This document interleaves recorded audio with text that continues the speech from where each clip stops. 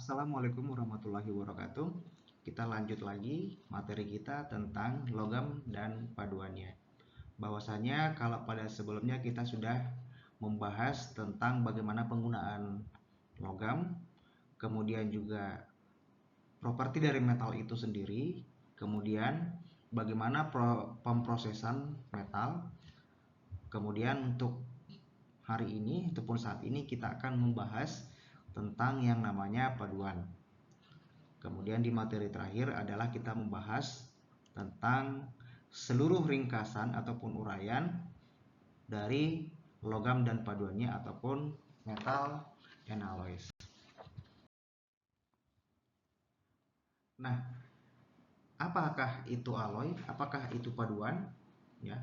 Paduan ini merupakan campuran logam campuran logam dengan minimal satu elemen minimal satu elemen. Dan yang sering kita dengar adalah baja dan yang sering kita dengar adalah baja, dan penggunaan baja ini sangat umum sekali seperti dalam bidang pengelasan, kemudian konstruksi jembatan, kemudian di kapal juga digunakan Jadi baja ini merupakan paduan Baja ini merupakan paduan dan bukan merupakan logam murni Logam murni seperti aluminium, kemudian emas, perak, silver, kemudian besi sebelum dicampur. Makanya ada yang namanya proses ekstraksi yang kita bahas sebelumnya.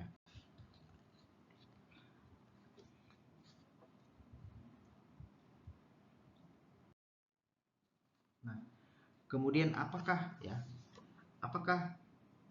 tipe paduan yang sering kita temui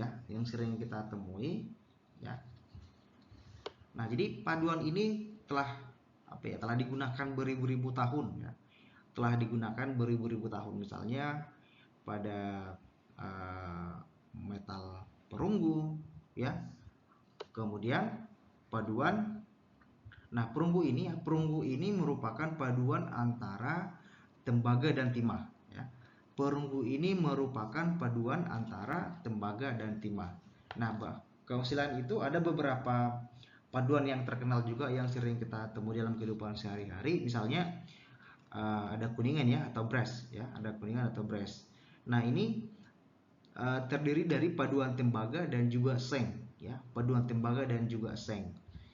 Nah, ini kita lihat pada nok pintu nok pintu atau tombol pembuka pintu yang ada di rumah kita. Kemudian dapat juga digunakan alat bantu musik alat bantu musik atau instrumen musik. Kemudian ada juga solder solder. Nah, solder ini merupakan paduan antara seng dan timbal seng dan timbal. Ini digunakan pada peralatan elektronik untuk memasang komponen ke papan sirkuit Jadi saya rasa kita semua sudah tahu bagaimana caranya melakukan proses solder dan mengamati. Kalau proses solder ini adalah bukan materialnya yang mengalami mencair, namun bahan tambahnya yang mencair kemudian disatukan dengan papan sirkuitnya Itu perbedaan saat solder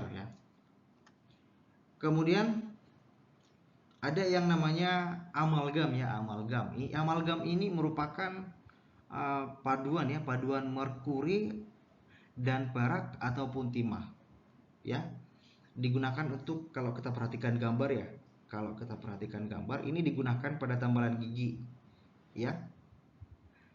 Kemudian amalgam ini tahan terhadap korosi, makanya beberapa peralatan medik khususnya untuk perawatan gigi ataupun gigi ini menggunakan bahan yang tidak mudah berkarat. Kalau mudah berkarat ini akan mengganggu ataupun merusak gigi kita Jadi diupayakan agar paduannya ataupun materialnya tidak mudah berkarat ataupun tahan terhadap korosi.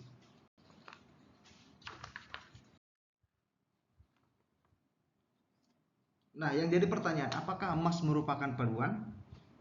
Apakah emas merupakan paduan? Nah, kalau kita perhatikan gambar ini ya, bahwa emas kuning ini ya, emas kuning ini ataupun yang sudah kita kenal biasanya, emas ini adalah emas kuning ini paduan antara paduan emas, tembaga dan perak. Ya, sekali lagi, emas kuning yang kita lihat adalah paduan emas ya, paduan emas dengan tembaga dan perak. Nah, jadi emas ini termasuk ya, termasuk merupakan paduan ya, karena unsur penyusunnya ataupun elemen paduannya bukan hanya emas. Nah, tetapi sudah dipadukan dengan tembaga dan perak. Nah, di sini dikatakan lagi bahwa kalau kita tambahkan tembaga pada emasnya ya, akan menghasilkan warna yang lebih merah. Ini saya belum pernah lihat sama sekali. Nah, kemudian yang berikutnya tadi kan emas kuning, sekarang emas putih ya. Kalau emas putih ini adalah paduan emas dengan nikel, platinum dan palladium. Dan penggunaannya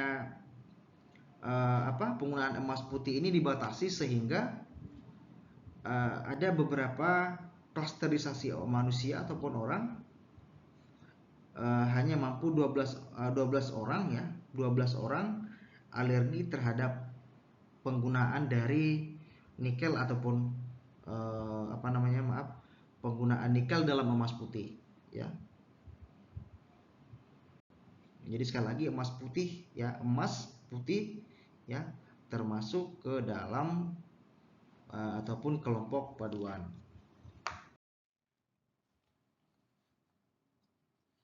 Kemudian pertanyaannya, kapan tembaga ya, kapan tembaga koin ya bukan merupakan koin tembaga atau tembaga koin? Padahal kalau kita perhatikan itu merupakan paduan yang berlapis tembaga ya, paduan yang berlapis tembaga. Nah, koin tembaga ini katanya bahwa terbuat dulunya dari tembaga murni ya, terbuat dari tembaga murni. Namun sebagian besar koin tembaga yang digunakan ya terbuat dari paduan tembaga ya, terbuat dari paduan tembaga. Nah, sehingga sebagian besar koin tembaga itu ya, koin tembaga itu terbuat dari baja berlapis tembaga ya, terbuat dari baja berlapis tembaga dan bersifat magnetis. Nah, kemudian ini bisa kita jawab bahwa koin tembaga merupakan salah satu paduan ya, salah satu merupakan paduan karena tadi koin ini terbuat dari lapisan baja ya, terbuat dari lapisan baja dan juga tembaga, makanya disebut dengan dengan paduan ya, dengan paduan.